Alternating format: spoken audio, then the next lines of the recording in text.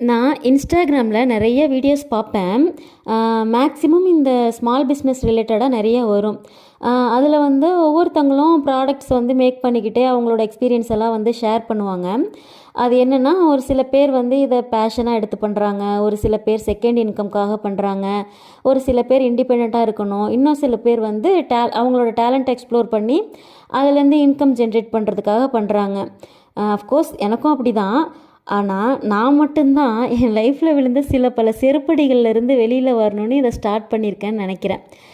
இந்த வீடியோ பார்க்குற யாராச்சும் என்ன மாதிரி இதே மனநிலையில் இருந்தீங்கன்னா, தயவு செஞ்சு 1000மோ 2000மோ உங்கள் கிட்ட இருக்க அமௌண்ட்டை வச்சு ஏதோ சின்னதாக பிஸ்னஸ் ஸ்டார்ட் பண்ணிடுங்க.